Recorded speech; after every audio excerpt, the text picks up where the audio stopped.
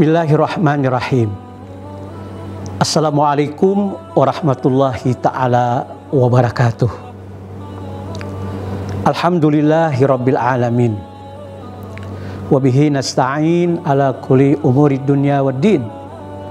Wassalatu wassalamu ala asyrafil anbiya'i wal mursalin Sayyidina Muhammadin wa ala alihi wa ashabihi ajma'in, amma ba'd.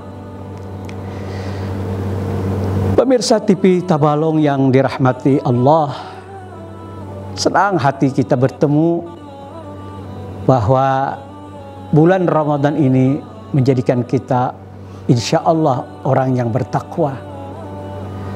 Sebelum kita mencapai makam kualitas takwa yang lebih hebat lagi dan sesuai dengan janji Allah sebagai calon penghuni ahli surga, tentu kita harus banyak belajar, banyak mengetahui ajaran-ajaran Rasulullah SAW yang menghantarkan kita kepada makam itu.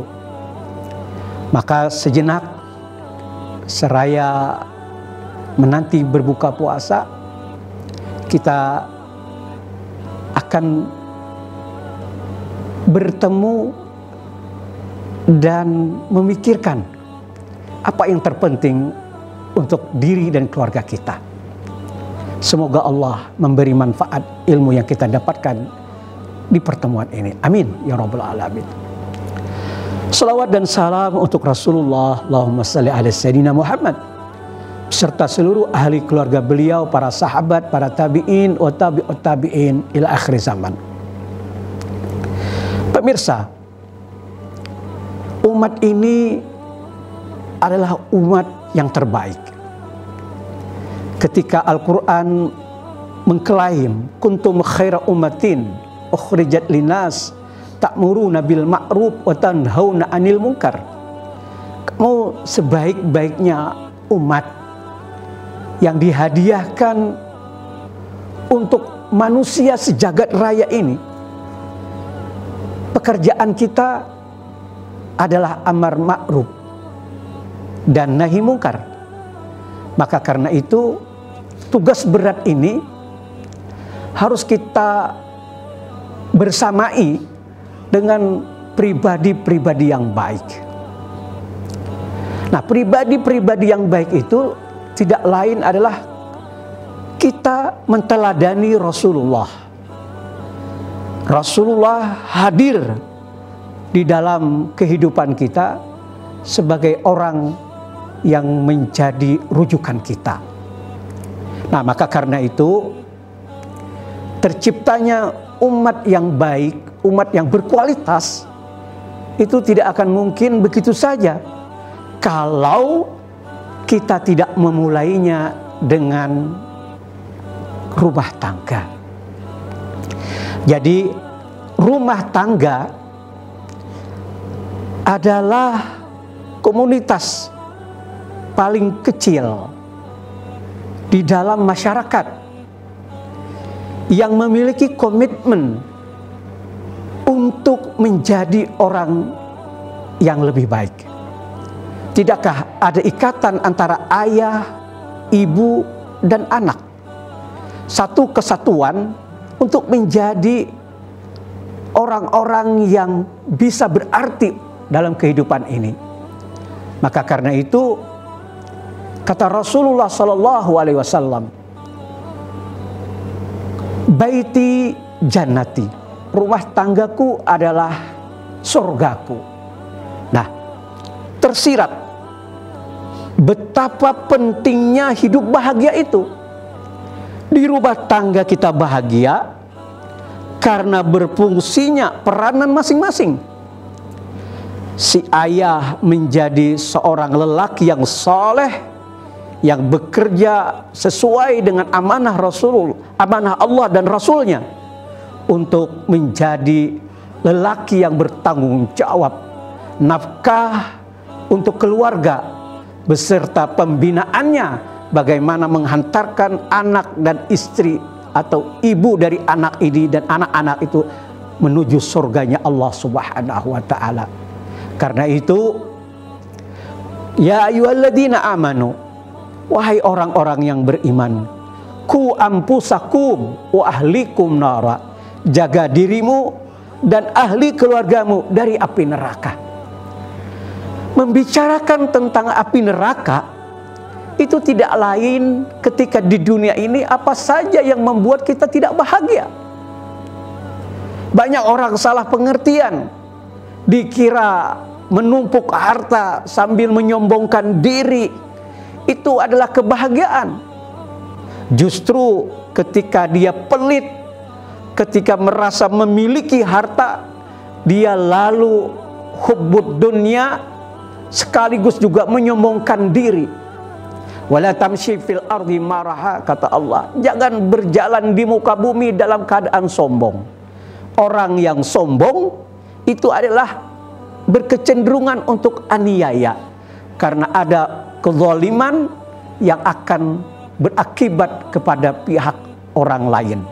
Saudaraku semuanya yang dirahmati Allah, maka karena itu mendidik keluarga agar tidak jatuh pada panasnya api neraka, apapun yang bersifat dosa itu selalu saja menghantarkan kepada kegelisahan. Nah, maka karena itu ketika istri tidak solehah, ketika anak itu menjadi anak yang uququl walidain, durhaka kepada orang tua, maka harapan membangun rumah tangga yang sejuk, tenang, damai, jauh sekali akan tercapai.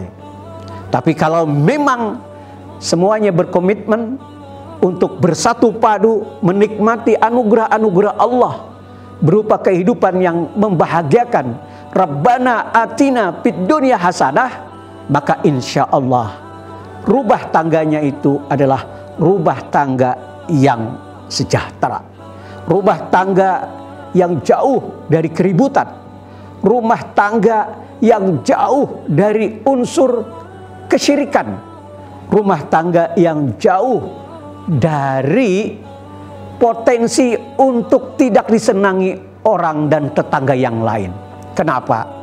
Karena rumah tangga yang sakinah, kemudian baiti jannati, itu tidak lain penjelmaan dari surga yang tercipta di dunia ini. Sekedar untuk merujuk apa yang terjadi pada Nabi Adam dan Ibunda Hawa, transit dulu di taman surga itu agar ada rekam jejak yang harus diterapkan di dunia ini. Dan kita masih menyimpan jejak-jejak itu, tidak lain dari berita-berita yang diturunkan oleh Allah melalui kitab-kitab yang terdahulu, bahkan Al-Quran. Bagaimana kemudian menggambarkan tajri min tahtihal anhar, mengalir di bawah bangunan yang indah di surga itu sungai-sungai yang begitu indah dan begitu nyaman, bahkan airnya bisa diminum. Tidakkah kemudian kita menginginkan itu?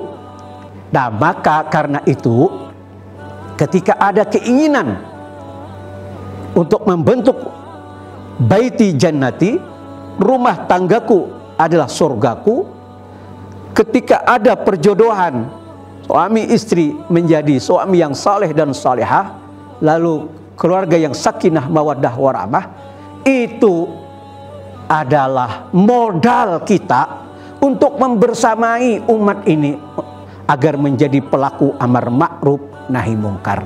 Nah, maka karena itu takutlah wahai orang beriman apabila kita sebagai istri tidak berfungsi sebagai orang yang menjadi penyejuk hati bagi suami. Apabila kita menjadi suami, mestinya haruslah juga menjadi seseorang yang mengayomi rumah tangga kita. Kalau kita menjadi anak dari orang tua kita, kita adalah harapan besar mereka agar bisa menjadi generasi estafet dari mereka untuk melanggengkan agar amal itu mengalir kepada kedua orang tua kita. Pemirsa, Rasulullah mengingatkan pentingnya keluarga yang bahagia itu, baiti jannati itu. Kata Rasulullah, idza mata ibnu Adam inqata'a amaluhu illa min salasin. Apabila manusia itu meninggal dunia, anak Adam itu telah habis usianya, umurnya di dunia ini, seluruh amalnya akan terpotong, terputus, tak akan ada lagi bisa mengalirkan rahmat ataupun pahala, kecuali 3 perkara. Nah, 3 perkara ini adalah satu, amal jariah kita dari sedekah, wakaf, zakat yang kita berikan kepada orang-orang yang berhak, bahkan untuk fasilitas umum. Maka ketika itu sudah menjadi, maka berbuah menjadi rahmat bagi kita yang meninggal dunia. Yang kedua, ilmu yang manfaat yang kita sebar selama hidup di dunia ini, sehingga orang kemudian menjadi bisa menyelesaikan masalah-masalahnya karena ilmu manfaat dari kita, mengalir juga pahala berupa rahmat. Dan yang terakhir itu adalah anak yang soleh, anak yang mendoakan kedua orang tuanya, Rabbi firli wali walidayya warhamhuma kama rabbayani shaghira. Simbol sebenarnya ini. Karena itu maka yakinkan bahwa diri kita ini adalah pelaku kebaikan bagi orang tua kita sendiri, sebab kita ini sebenarnya adalah harta mereka yang paling berharga. Karena itu menjadilah kita satu komunitas kecil dalam hidup berumah tangga yang selalu berefek kepada orang di atas dan orang di bawah. Orang di atas adalah nenek, bapak, nenek dan seterusnya. Di bawah adalah anak dan cucu-cucu kita. Maka insya Allah umat ini akan semakin baik. Kita akan kembali lagi.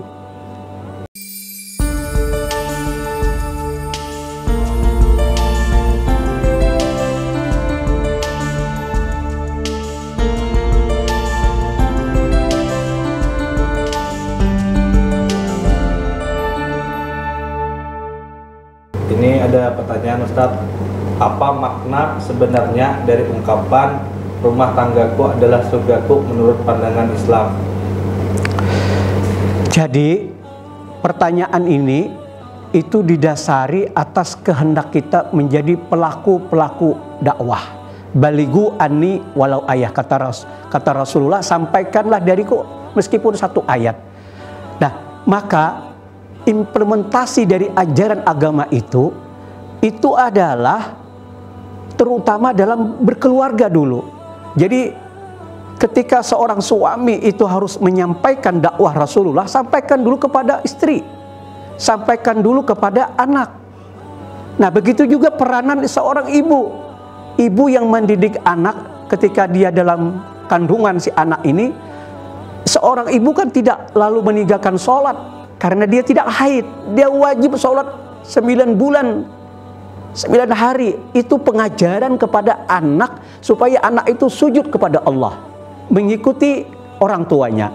Nah, begitu pula seorang ayah, dia wajib mencari nafkah, berarti dia mencari rezeki untuk kebaikan keluarganya yang halal. Maka insya Allah dakwah itu akan sampai antara satu dengan yang lainnya.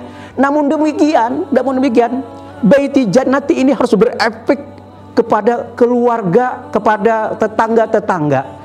Rumah tangga ini adalah rumah tangga yang mendamaikan di sekelilingnya.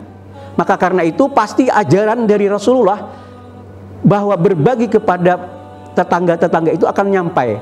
Kan Rasulullah itu memerintahkan pada saat kita membuat makanan itu tercium karena baunya menyebar ke sana kemari, maka kata Rasulullah, ketika kamu membuat makanan, setidaknya kuahnya itu diperbanyak supaya bisa berbagi. Nah, ketika baiti jannati itu tercipta, maka orang merasa aman, keluarga itu, tetangga-tetangga itu merasa nyaman. Inilah inti dari peranan umat Islam yang akan selalu ditugaskan beramar ma'ruf nahi mungkar. Jadi sebuah keluarga yang sudah terbentuk baiti jannati, dia akan menyebarkan kasih sayang. Wa ma arsalnaka illa rahmatan lil alamin. Tidak kami utus engkau wahai Muhammad kecuali untuk menjadi rahmat. Maka keluarga ini insya Allah akan menyebarkan kasih sayang berupa keselamatan kepada setiap orang yang ada di sekitarnya. Inilah yang dikatakan kehendak dari pencipta baiti jannati. Baiti jannati tercipta, maka terciptalah walau anna ahlal qura amanu wattaqau lafatahna alaihim barakatim minas samai wal ardh. Kalau saja sekampung atau sebuah kota itu orang-orangnya bertakwa, amanu beriman, wattaqau dan bertakwa, maka akan ada barakah, rahmat turun. Ini inti dari kehendak bahwa baiti jannati itu konsep Islam akan melahirkan umat yang bertakwa, turun rahmat. Nah, rahmat turun ini itulah kehidupan yang bak surgawi tadi. Ya. Lalu bagaimana cara mengatasi konflik atau perbedaan pendapat di dalam rumah tangga sehingga tetap mempertahankan suasana kebersamaan yang harmonis? Nah, kebersamaan yang harmonis itu tujuan hidup. Maka masing-masing memiliki peranan. Kalau ada konflik di antara mereka, berarti ada yang tidak satu haluan. Nah, ini harus diluruskan bahwa tujuan hidup kita tidak lain adalah bersama di dunia ini untuk menikmati kebahagiaan di dunia ini, bersama pula nanti kita akan menikmati kehidupan di surga. Karena orang-orang yang terkumpul dalam iman, yang diikat oleh darah, keluarga besar, nanti akan ketemu lagi di surganya Allah. Maka mau tidak mau ada konflik, maka tugasnya tidak lain adalah watawasau bil haqq watawasau bis sabr. Saling nasihati, menasihati tentang kebenaran. Apa yang mesti harus dilakukan dalam keluarga? Ini yang benar. Yuk kita dukung, kita sokong bersama-sama. Lalu untuk melakukan kegiatan aktivitas membela yang benar itu, mencegah perbuatan keji dan mungkar itu harus dengan kesabaran. Maka orang tua, suami, istri, bapak, ibu, dan anak itu harus komplit bersepakat untuk selalu menasihati tentang kebenaran dan kesabaran. Insya Allah panjang umur baiti jannati itu. Lalu apakah ada contoh konkret dari kehidupan sehari-hari yang menggambarkan bahwa rumah tangga dapat menjadi surga bagi setiap individu di dalamnya? Kalau kita mencontoh untuk hari ini memang debatable ya. Tapi contoh yang tidak bisa kita pungkiri itu bagaimana Rasulullah beserta dengan istri beliau Khadijatul Kubra dan anak-anak beliau. Inilah rumah tangga yang betul-betul mencerminkan kehidupan surgawi. Jadi kita akan selalu menteladani kehidupan Rasulullah. Dan apabila kita menteladani kehidupan Rasulullah, maka cermin begitu jelas siapa Rasulullah itu. Dia bisa menjadi pemimpin, tapi sekaligus dia bisa menjadi adalah ayah dari anak-anaknya. Beliau bisa menjadi suami, gambaran suami lah dari istri-istrinya. Dan kita sebagai ayah tentu kita melihat Rasulullah yang begitu sayang dengan anak-anaknya. Bahkan terhadap Hasan dan Husain sekalipun Rasulullah tidak pernah menyakiti hati meskipun dengan isyarat dan gerakan. Bukankah Rasulullah sujud, tapi kemudian ada cucu beliau yang kemudian bermain di punggung Rasulullah, tidak bangkit karena khawatir jatuhnya cucu beliau. Kasih sayang yang begitu jelas untuk menggambarkan pendidikan terhadap anak-anak itu. Bukankah kemudian Khadijah sebagai ibu yang luar biasa untuk anak-anak beliau. Nah, kita belajar bagaimana seorang Fatimah, seorang anak cermin untuk keteladanan bagi anak-anak perempuan. Rasulullah SAW sayang terhadap Fatimah, tapi bukan berarti lalu memanjakan sehingga ketika misalnya Fatimah menyalahi aturan, lalu Rasulullah diam? Tidak. Dalam hadis yang terkenal, andai kata Fatimah mencuri, maka akan dipotong juga tangannya oleh Rasulullah SAW. Gambaran bahwa begitu berkomitmennya Rasulullah sebagai ayah, sekaligus juga sebagai pemimpin umat manusia. Yang terakhir ini, bagaimana peran orang tua dalam menciptakan lingkungan rumah tangga yang mendukung pertumbuhan spiritual dan kesejahteraan anak-anak. Jadi bagaimana pentingnya peran orang tua? Jadi orang tua itu harus menjadi teladan. Kalau ingin mencontoh, dia harus bisa menjadi teladan yang baik bagi anak-anaknya. Maka karena itu orang tua terdiri dari abah dan mama, ya, ibu dan bapak. Itu bagi anak-anaknya adalah kedua orang tua yang selalu saja melakukan pembinaan-pembinaan kepada anak-anaknya. Ketika orang tuanya menyuruh untuk mendirikan sholat, ya, kepada anaknya, maka orang tuanya harus sholat terlebih dahulu. Lalu menginginkan agar anaknya menegakkan sholat, mudah. Tapi kemudian juga si anak ini harus patuh, tidak lalu harus terpengaruh kepada kehidupan di luar. Nah, maka karena itu kita harus mengembalikan peranan orang tua sebagai penentu dari arah kehidupan anak-anak kita. Memang amat berbeda hari ini dengan masa-masa lalu. Hari ini begitu luar biasa pengaruh luar. Bahkan anak yang berada di dalam rumah, di dalam kamarnya sendiri, mungkin terpengaruh dengan kehidupan di luar. Sebab adanya gawai, adanya HP, yang di sana ada connect dengan internet, mudah dia mengakses berita-berita apapun atau konten-konten apapun. Maka karena itu, orang tua jangan sampai sedetik pun istilahnya melupakan ini anak adalah harta terbesar kita. Maka jadikan dia berarti untuk kehidupan kita, penerus dari kehidupan kita di dunia. Apalah artinya banyak punya duit, tinggi jabatan, tapi anak-anaknya kemudian kesana kemari tak terarah menentukan sikap dan kehidupan. Lalu akhirnya anak yang mengalami gangguan kejiwaan, mengalami kebobrokan moral dan sebagainya, maka tak ada yang bisa diharap. Maka berhentilah kita memiliki pandangan bahwa anak bisa saja dididik oleh alam, tapi kembalikan dia dalam rumah tangga kita, rumah yang sakinah, mawaddah warahmah, atau dengan kata lain baiti jannati. Insya Allah orang tua itu akan memiliki kemampuan dan harapannya akan tercapai. Tidakkah misalnya begini saja, ada hadis Rasulullah yang mengatakan, andai kata tuh orang tuanya memiliki anak 2 atau 3, semuanya perempuan, dididik anak ini menjadi anak yang salihah, maka dia dalam banyak hadis, orang tuanya, ayahnya, ibunya disilahkan untuk masuk surga. Bahkan kata Rasulullah, apabila ada orang tua yang berhasil mendidik anaknya menjadi anak yang salihah, ya, maka dia seperti begini, kata Rasulullah, aku dan orang tua itu seperti itu di dalam surganya. Kenapa? Kok begitu Rasulullah berharap bahwa anak-anak perempuan khususnya dan anak-anak laki ini harus menjadi generasi yang baik? Tidak lain, ini adalah upaya kita untuk menjadikan umat ini umat yang terus-menerus melakukan kebaikan-kebaikan terhadap dunia ini. Demikianlah apa yang bisa saya sampaikan.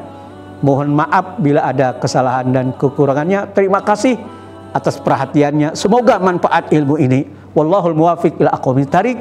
Wassalamualaikum warahmatullahi taala wabarakatuh.